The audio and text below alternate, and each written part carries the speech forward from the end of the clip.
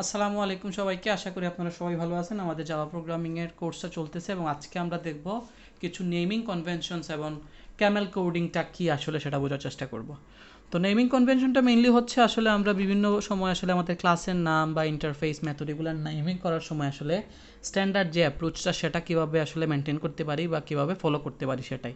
যেমন একটা ক্লাসের নামটা শুরু হবে অফকোর্স আপার কেস লেটার দিয়ে এবং এইটাকে নাউন রাখা বেটার। আমরা ক্লাসের নাম সবসময় রাখবো নাউন, ঠিক আছে? যেমন ক্লাস হিউম্যান, এইচ ক্যাপিটাল এবং এইটা একটা নাউন। ইন্টারফেসের নাম should be start with upper case letter and এটা হবে একটা অ্যাডজেক্টিভ, যেমন ইন্টারফেস গুড, গুড একটা অ্যাডজেক্টিভ। আবার মেথডের নাম সবসময় স্টার্ট হবে লোয়ার কেস দিয়ে এবং এইটা ভার্ব হওয়া লাগবে, যেমন বয়েড রান, রান হচ্ছে একটা ভার্ব।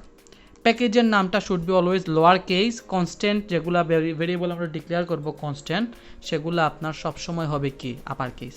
এই হচ্ছে আপনার গিয়ে নেমিং কনভেনশনটা। তো এই অ্যাপ্রোচগুলো আমরা ফলো করব ওয়াইল নেমিং দ্যাম, তাইলে আমাদের আসলে স্ট্যান্ডার্ড ফরম্যাটটা মেনটেন হবে, ঠিক আছে?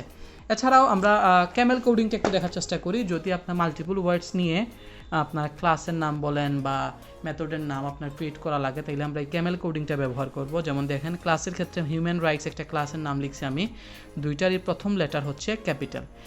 একটা মেথড লিখছি যার নাম হচ্ছে অ্যানিম্যাল সাউন্ড। তো আমরা জানি মেথড আপনার শুরু হয় লোয়ার কেস দিয়ে, তাই প্রথমটাকে আমরা ক্যাপিটাল করি নাই, অ্যানিমেলে লিখছি। বাট এর পরেরগুলা সবগুলাই প্রথম ওয়ার্ড, প্রথম লেটারটা আপনার ক্যাপিটাল হবে। এই হচ্ছে গিয়ে আপনার কি নেমিং কনভেনশন এবং ক্যামেল কোডিংটা। তো এই প্র্যাকটিসটা আমরা সবসময় মেনটেন করব, কারণ আপনার কোড শুধু যে আপনার কাছেই থাকবে তা কিন্তু না, আপনার কোড অন্য কেউ পড়বে। তো যত সুন্দর করে যত স্ট্যান্ডার্ড অ্যাপ্রোচে আপনি আপনার কোডগুলোকে লিখবেন, প্রপার ফরম্যাটিং করে রাখবেন, তত বেশি এইটা আসলে অ্যাপ্রিসিয়েশন পাবে বা মানে বোঝা যাবে যে আপনি আসলে কতটুকু সিনসিয়ার আপনার কাজের প্রতি বা কতটুকু বেস্ট প্র্যাকটিস আপনি ফলো করেন। তো আশা করি আপনারা এই প্র্যাকটিসগুলো মেনটেন করবেন। সবাই ভালো থাকবেন, সুস্থ থাকবেন। আল্লাহ হাফিজ, আসসালামু আলাইকুম।